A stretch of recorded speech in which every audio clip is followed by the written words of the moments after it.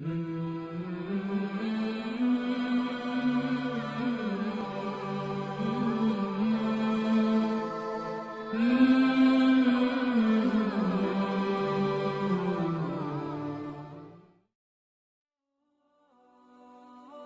muka bumi terhampar lautan, gunung dan lembah, dengan sejumlah yang hampir tidak terhitung.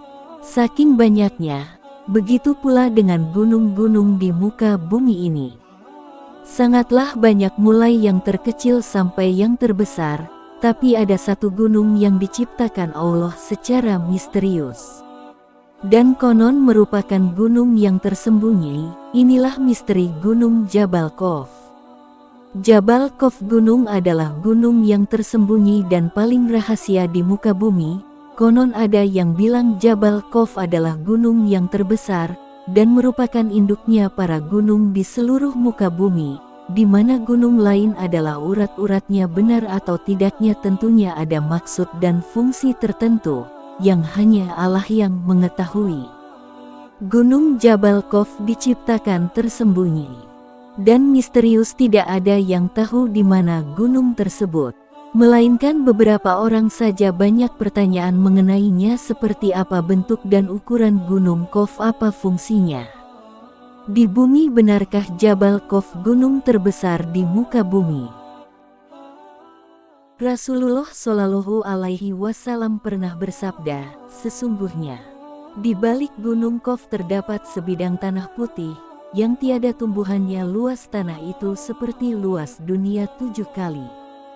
Di situ penuh sesak dengan malaikat, sehingga andai kata sebuah jarum dijatuhkan dari atas, niscaya terjatuh di atas salah satu dari mereka. Tiap-tiap tangan mereka memegang bendera yang panjangnya 40 farsad. Tiap bendera tulisannya La ilaha illallah Muhammad Rasulullah. Setiap malam Jumat mereka berkumpul di sekeliling gunung itu untuk merendahkan diri kepada Allah Subhanahu wa Ta'ala dan memohon keselamatan buat umat Muhammad Shallallahu Alaihi Wasallam. Jika fajar subuh sudah terbit, mereka berdoa, "Ya Allah, ampunilah orang yang mandi di hari Jumat dan yang datang menghadiri Jumat." Mereka berdoa dengan suara tangis dan keras, lalu Allah Subhanahu wa Ta'ala pun berfirman, "Hai malaikatku, apa yang kalian kehendak?" Mereka pun menjawab, "Kami berkehendak engkau mau mengampuni dosa umat Muhammad sallallahu alaihi wasallam." "Aku telah mengampuni mereka," jawab Allah Subhanahu wa Ta'ala. Bukit Khawf yang diciptakan oleh Allah Subhanahu wa Ta'ala dari zamrud yang hijau, sehingga warnanya berpengaruh terhadap warna biru langit dunia yang sering dan selalu kita saksikan, adalah bukit yang mengelilingi ke segenap penjuru pada muka bumi agar bumi tidak bergerak bergoncangan. Dan ia dijaga oleh satu malaikat yang besar, kekar dan kuat.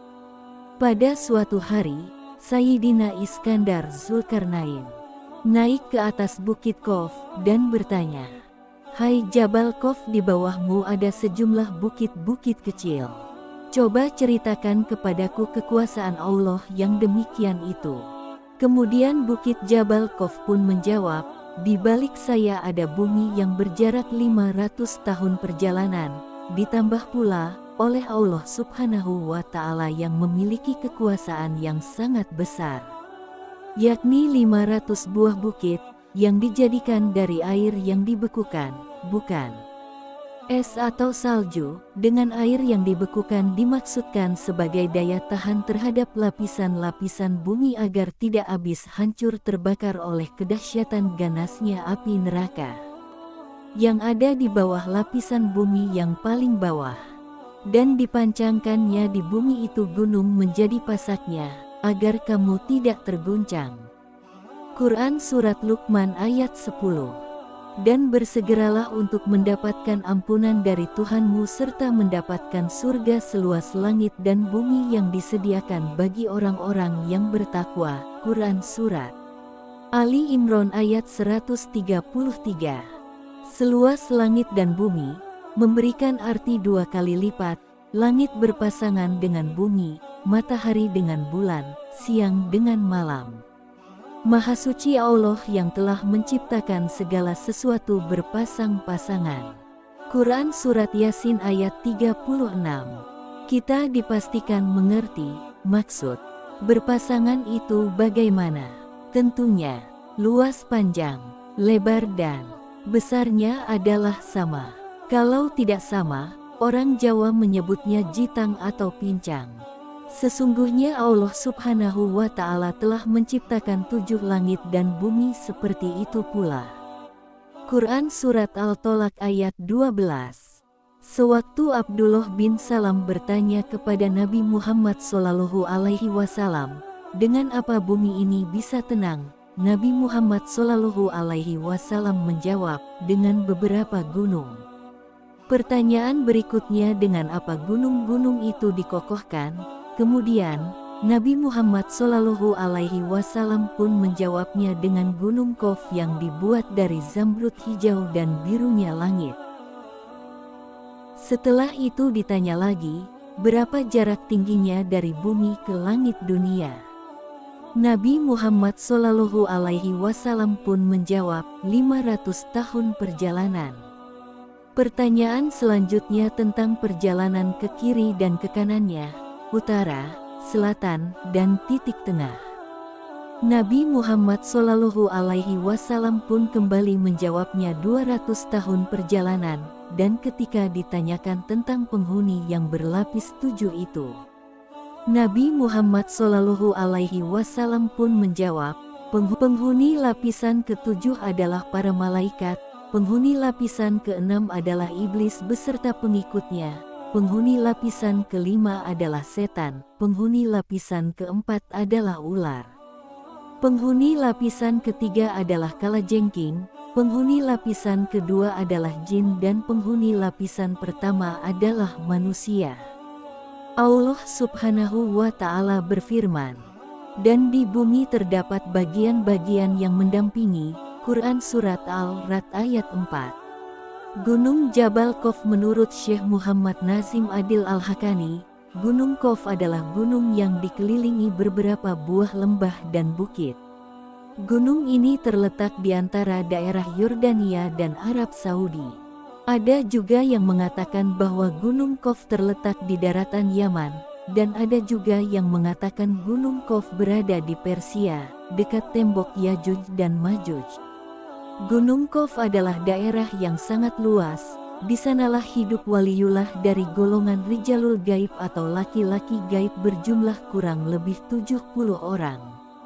Semua penduduk Gunung Qaf adalah para laki-laki soleh dari golongan manusia, yang telah menjauhkan diri dari kehidupan duniawi dan memilih hidup dengan beribadah saja. Gunung Qaf merupakan suatu daerah yang gaib, tidak ada di alam nyata.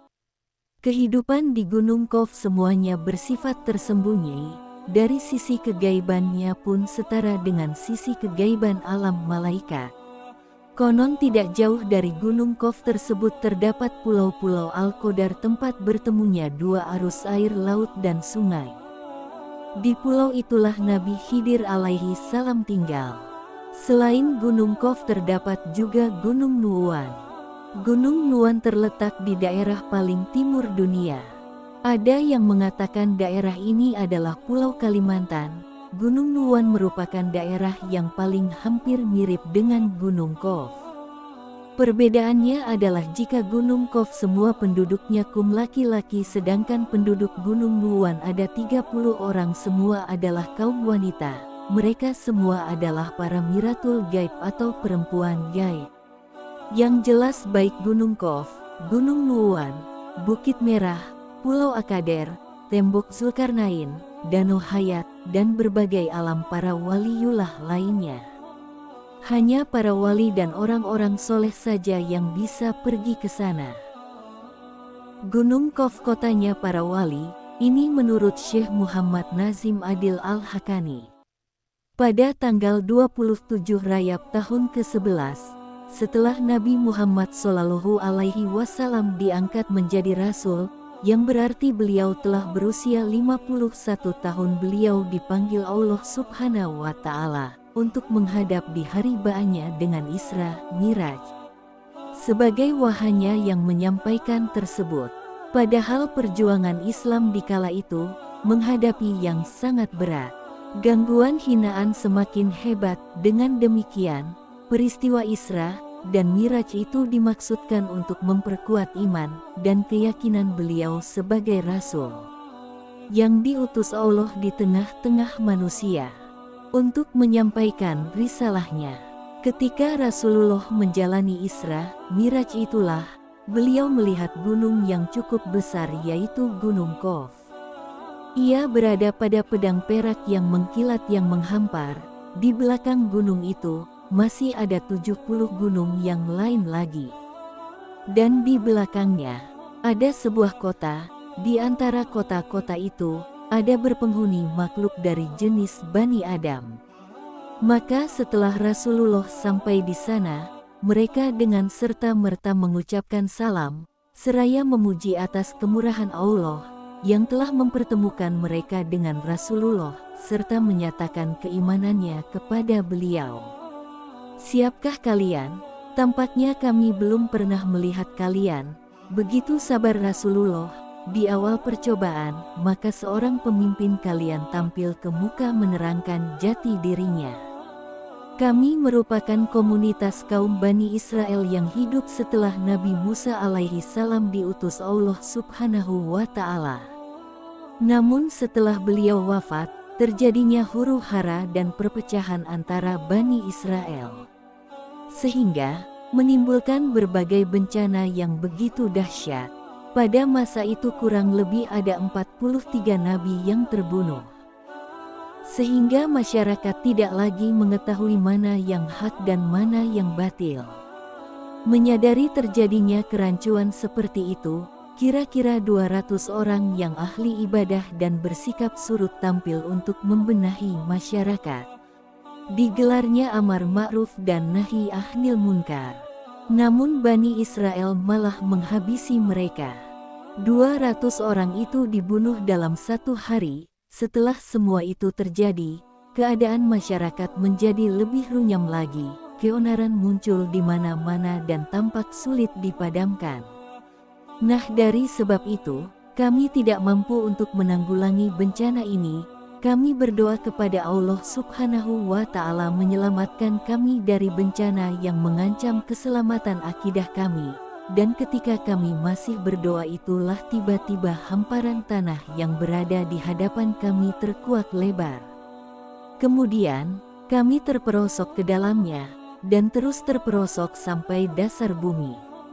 Kami berada di sana sampai 18 bulan, dan setelah itu kami bisa baru keluar menuju tempat ini. Sebelum semua terjadi, Nabi Musa alaihi salam telah berpesan kepada kami, bahwa jika saja kami bisa menjumpai Nabi Muhammad Shallallahu Alaihi Wasallam yang akan diutus pada akhir zaman, hendaklah kalian sampaikan salamku padanya, dan berpesan pula agar engkau mengajari kami mengenai Al-Quran, sholat, puasa, berjumatan, dan hukum-hukum yang lain.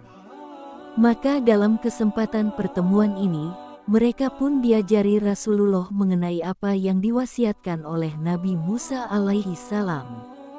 Kemudian Rasulullah berkeliling melihat kehidupan mereka. Dalam perjalanan inilah beliau melihat banyak keganjilan yang belum pernah dilihatnya selama ini. Mengapa rumah kalian selalu terbuka siang dan malam, tidak pernah kalian tutup? Tanyanya. Kami merupakan suatu kaum yang sangat aman, tidak pernah terjadi keributan sama sekali, baik mengenai harta ataupun yang lain. Dengan demikian, kami tidak memerlukan penjaga keamanan. Begitu jawaban mereka. Terlihat pula, rumah kalian tertata rapi, serta ukurannya yang sama, yang kelihatannya asri. Mengapa? Tanya Rasulullah lagi.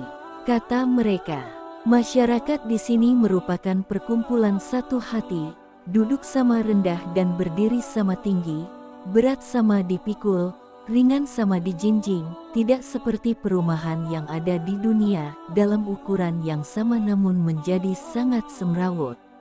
Sebab hati mereka yang sangat serakah dan menggandrungi dunia. Mengapa masjid kalian jauh dari perumahan, tanya Rasulullah lagi. Tiada lain agar menambah pahala kami, di mana seseorang yang berangkat ke masjid dari tempat yang jauh, pahalanya akan melebihi mereka yang ada di dekat masjid.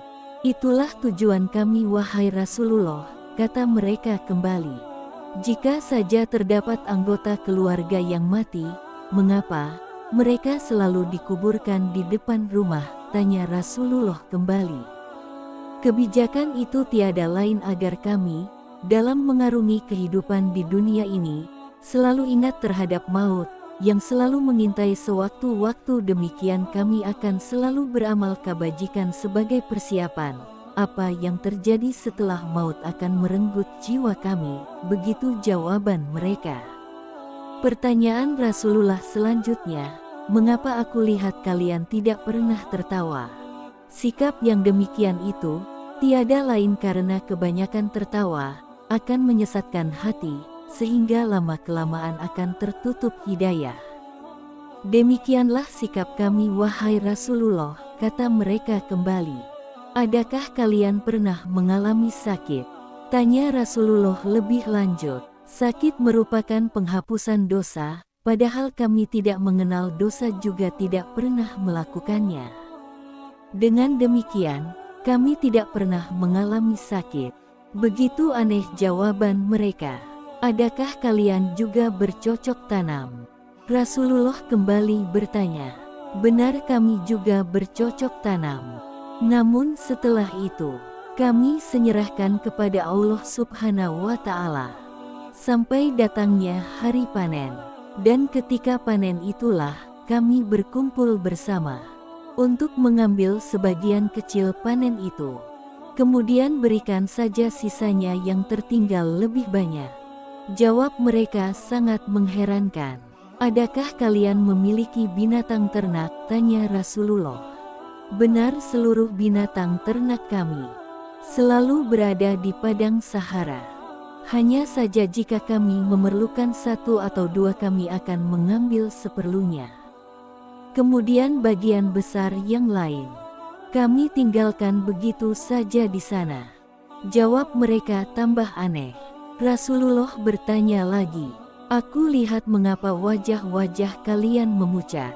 Tiada lain perubahan warna tersebut, karena seluruh masyarakat kami merasa takut sekali akan kematian. Dalam arti bukan karena mencintai kehidupan dunia.